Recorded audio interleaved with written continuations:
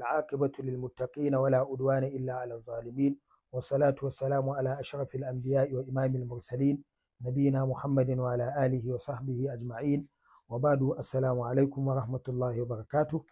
درسنا فرقو أو أن اللتافي مسونا الطريق إلى السعادة الزوجية wato hanya da za ta yi bayani akan wato jin daɗi na abin da ya shafi auratayya da kuma hanyar da za a samu wato kyakkyawan zamantakewa tsakanin miji da mata.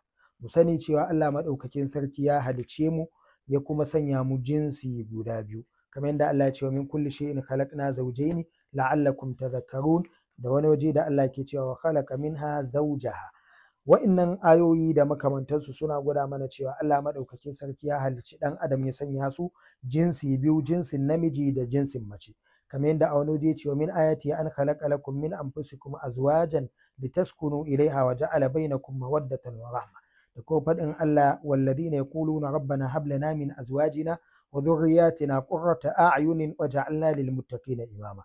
Yana daga cikin hadisai na manzon Allah sallallahu alaihi wasallama da malam ya kawo hadisin Abdullahi dan Mas'ud Allah ya kara masa yadda yake cewa ya ma'ashara shabab, ya ku taron matasa, man istata'a minkum alba'ata falyatazawwaj, wanda ya samu dama a cikin ku yayi aure fa innahu aghaddu lil basar, yana rintsa gani wa ahsanu lil farj, yana kiyaye farji. Wa man lam yastati' fa alaihi bisawm, wanda bai samu dama ba to ina nusar da shi da azumi fa innahu lahu wija'un, lalle azumi zai kasance masa katanga a tattare da shi na aukawa zuwa ga abin da ya shafi zina. Wannan ke nuna mana cewa Allah maɗaukakin sarki ya halice mu jinsi daban-daban, jinsin namiji da jinsin mace, kamar yadda shi namiji ba zai iya rayuwa ba sai da jinsin mace, ko da kuwa bai rayu da mace ta hanyar halal, ta hanyar sunna, ta hanyar auratayya ba, to zai rayu da mace ta hanyar banza, ta yadda zai nemi matan banza ya mu'amala da su. Kamar yadda ita ma mace ba za ta taɓa iya rayuwa ba sai da namiji. In ba ta rayu da namiji na sunna ba na daidai, to za ta je ta nemi namiji na banza wanda zai yi mu'amala da ita don biya mata bukata. Shi yasa Allah ce huwa alladhi khalaqakum min nafsin wahida wa ja'ala minha zawjaha liyaskuna ilayha. Allah shi ya halice ku daga rai guda ɗaya, ya sanya mata mata, wato ya sanya jinsin namiji da jinsin mace liyaskuna ilaiha don a samu jin daɗi da juna. A wani waje Allah ce hunna libasul lakum wa antum libasul lahunna. Su a tattare da ku lullubi ne, kuma a tattare da su lullubi ne a tare da su. Don haka duka kowa na rufa ma kowa asiri ne, namiji na rufa ma mace asiri, ita ma mace tana rufa wa namiji asiri don a samu daɗin zamantakewa. Kamar da Allah ce wa laqad arsalna rusulan min qablika wa ja'alna lahum azwajan wa zurriya. Kamar yadda muka aiko manzanni kafin ka muka sanya musu matattaki da kuma zuri'a a tare da su. To malam bayan ya kawo innan ababe sai ya kawo kuma ababen da ake son mutum ya zamto ya ɗabi'antu da su na abin da ya shafi a wato a sa'ada zaujiya. Daga ciki ya kawo a ciki na abin da ya shafi sa'ada zaujiya shine wato abin da malamai suke ce masa aljima, wato saduwa. Yace huwa ayyati ar-rajulu zawjatahu fi farjiha mawdi al-hars min ayi jihatin sha'a min khalfiha aw min amamiha liqawlihi ta'ala nisa'ukum harthun lakum fa'tu harthakum anna shi'tum. Yace saduwa shine miji, wato namiji ya je wa matarsa ta farjinta wajen da ake shuka, min khalfiha ta baya ko ta gaba, saboda faɗin Allah maɗaukakin sarki matattakinku gonakinku ne, ku zakewa gonakinku ta yadda kuka so. Nisa'ukum harsun lakum fa'tu harthakum anna shi'tum wa qaddimu li anfusikum, ku gabatar wa kawunanku. Manzon Allah sallallahu alaihi wasallam ya ce muqbilatan aw mudbiratan ma dama dhalika fil farj. Manzon Allah sallallahu alaihi wasallam ya ce ayi saduwa da mata ta gaba ko ta baya matukar a cikin farji za a sadu da su, to wannan babu laifi. Kamar yadda ya zo a sunna ya ce Allah ya kuna ma'ahu adun fil ghurfati ghaira zawjatihi, kada ya kasance a cikin ɗakin da za a haɗu zai zamto za a samu alaƙa ta aure tsakanin miji da mata, ya zamto akwai wani bayan miji da mata ɗin. Baya dacewa ya zamto a ce a ɗakin ga wani namiji a cikin ɗakin ko kuma ga wata mace, ko a tara mata biyu namiji ɗaya yana saduwa da su, wannan ya saba. Ko a sa ga yara a ɗakin, duka wannan abu ne da ya saba, saboda zai ɓata tarbiyyar ƴaƴayenmu. Yace al-ladhatu wal istimta'u lil wusuli ila qimmati al-ladha والإثارة يجب أن تماسر العملية الجنسية بصورة صحيحة. wato jin daɗi don isa wato daga nishaɗi da annashawa dole ne a samu abubuwa kafin saduwar na ababe guda uku. yace wal amaliyatul jinsiyya yumkinu taqsimiha ila 3 marahil. wato aiki na jinsi ana son an kasa su zuwa matakai guda uku. mataki na farko almula'abatu tamhidiyya, wato wasa na shimfiɗa, wasa na gabatarwa. sai na biyu kuma al-ittihadul jinsi al-fi'li, ilaju zakari dakhil al-farj. wato na biyu shine wato gabatar da wasanni na tsokana kafin abin da ya shafi saduwa. na biyu kuma shine wato asalin saduwa din miji ya sadu da matarsa. na uku yace al-mula'abatun nihaiya, wasa na ƙarshe shine ya zamto wa ragima anna hadhihi al-amaliyya عبارة عن تجربة عاطفية لا يمكن تقسيمها إلا أن هذا التقسيم ليس إلا لمجرد تسهيل الفهم، فالجهل هو مصدر الخطأ دائما. yace gabatarwa na wasan na abin da ya shafi wasan ƙarshe kafin a je ga matakin abin da ake da bukata, to lallai ana son ya zamto an samu wasan yanda ya dace saboda a samu biyan bukata ma juna. yace fa kasiru minan nasi la ya'rifuna anna al-mar'ata tahtaju ila tamhidin wa mulatafatin qabla an tastalsima li-zawji fi ibtihajin, fa hiya tahtaju ila al-hubbi war-riqqati min janibi az-zawj, wa tahtaju aidan ila tamhidin jasadi an tariqi al-mula'abati al-muthira. mafi yawan mazaje ba su san wato ababen da mata take su sake da bukata ba daga bangaren su saboda saduwa da juna. lallai suna da bukata ya zamto akwai wasanni da dai shiga tsakani kafin a kai ga zuwa ga biyan bukata. bal inna ar-rajula alladhi yuhibbu zawjatahu fi'lan yahissu bi'adatiha ila hadhihi al-mula'aba, bal inna hadhihi al-mula'aba tamathala amta'u ma fi al-'amaliyyati al-jinsiyya bin-nisbati lil-mar'a.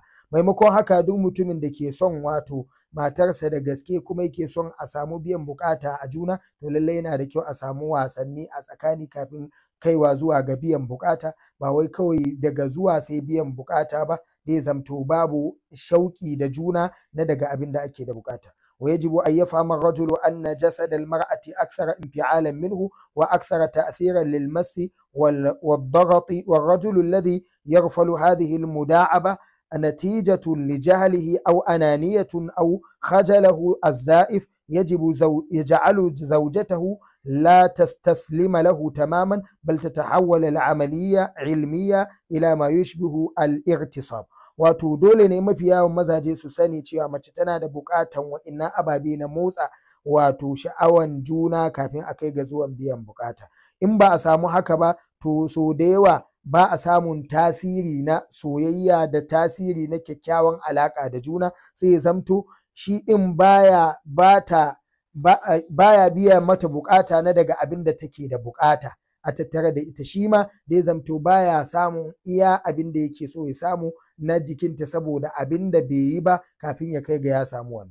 yace wa taba'an la yumkinu an yuhaqqiqa al-irtisabu ma nuqsiduhu min ittihad al-jinsi ittifaqu لحظات ذروة الإثارة بين الزوج وزوجته. يجب أن يصل الزوج رجل إلى قمة اللذة في اللحظة التي تصل فيها الزوجة إلى قمة لذتها، ولذلك على الزوج أن يروض نفسه وينتظر حتى تصل الزوجة إلى هذه القمة حتى يحدث لهما بذلك الانسجام الجنسي. wato tabbas ne kafin a samu wannan, in ba dai shi miji na so ya zamto ya biya bukata kamar misalin yadda mai fyaɗe ke biyan bukata a wajen wanda ke musu fyaɗe, to in ba shi miji irin wannan yake so ba, to lallai yana da kyau ya nufi abin da yake so ya yi na abu mai kyawu, na abin da ya shafi addini na sunna na annabi sallallahu alaihi wasallam, wato a samu gabatarwa kafin a je ga asalin zuwa ga abin da ake da bukata. in ba haka ba, to lallai duka jinsin ba zai zamto sun tarbiyyantu akan haka na babu kawo gabatarwa kafin a kai ga zuwa ga biyan bukata, to dai zamto babu jin daɗin juna a tattare da juna. amma rajulul ladhi la yantaziru fa innahu yahtimu la'aba al-guramiyya duna ayyadri, wato namijin da baya yin wannan to yana wasa, yana sakaci da abubuwa da yawa na soyayya wanda bai san su ba, wanda rashin yin haka ne yake sabbaba masa haka. wa yumkinu an naqula anna al-amaliyya al-jinsi hiya al-madrasa allati tuqda ala al-ananiyya لأن الزوج إذا ما فكر في نفسه فقد فلن يحصل على نفس اللذة الهائلة التي يحسها إذا ما فكر في رغبات زوجته. wato idan miji ya nufi ya aikata wani abin da yake so ya aikata na biyan bukata, ya sani kaman wata tsari ne na makaranta, dole sai ya kawo kaza ya kawo kaza ya kawo kaza kafin ya je ga iya abin da yake da bukata, sai ya yi mataki kaza ya yi mataki kaza ya yi mataki kaza kafin ya je zuwa ga abin na sha'awarsa. To ba zai bi wa'innan matakaiya ba, to lallai ba zai samu haƙiƙanin abin da yake da bukata ya samu ba na jin daɗi ko na biyan bukata. فالعملية الجنسية يمكن أن تقرب أو تباعد ما بين الرجل والمرأة، والإشباع الجنسي وإحساس متبادل لا يتحقق إلا إذا حدث تناغم ينتج عنه الانسجام بين الإنثيين. wato wa'innan ababe da malam yake ambatawa, wato tsarin abin da ya shafi saduwa yana jawo kusanci da kuma ɓata tsakanin, irin rashin bin wa'innan tsarin yana kawo rashin kusanci da ko ɓata tsakanin miji da matarsa, kuma baya sa a samu gamsuwa da juna. Kullum sai zamto ana yawan faɗace-faɗace, a rasa faɗan ta ina ya faro, to alhali ta irin wa'innan ababen ne faɗan yake iya sabbabuwa saboda rashin kulawa da abin da Allah maɗaukakin sarki ya sanya ma kowane ɓangare na bukata. Don haka lallai kamar yadda Allah ce nisa'ukum harsun lakum fa'atu harsakum anna shi'tum wa qaddimu li anfusikum, ku gabatar wa kawunan ku. Don haka gabatarwa yana da matukar muhimmanci kafin a kai ga zuwa ga biyan bukata, saboda abu ne da ake son shi miji ya zamto ya yi kokari ya biya bukata wa matarsa ta hanyar da ya dace a ka'ida ta shari'a, ta yadda ba za ta lalace ta nemi wasu mazajen a waje ba, shi ma ya biya mata bukata akan haka, ita ma ta biya masa bukata akan haka. Kada ya zamto ya lalace yana da mata amma kuma yana biyan mata a waje, yana zinace. Fatanmu Allah maɗaukakin sarki ya ƙara kyautata alaƙan mu da matattakinmu, ya ko ba mu zaman lafiya tsakaninmu da matattakinmu, ya kauda mana fitintinu na fili da na ɓoye a tsakaninmu, ya ko ba mu zuri'a tayyiba. Wannan shine darasi na farko a wannan littafi at-tariqu ila sa'adati az-zawjiyya. insha Allahu a darasi na gaba za mu tashi inda malam zai yi bayani al-muda'abatu an-nihaiyya daruriyya. wa akhiru da'wana bi tawfiqi rabbina alhamdulillahi alladhi wa'ada wa ala. assalamu alaikum wa rahmatullahi wa barakatuh.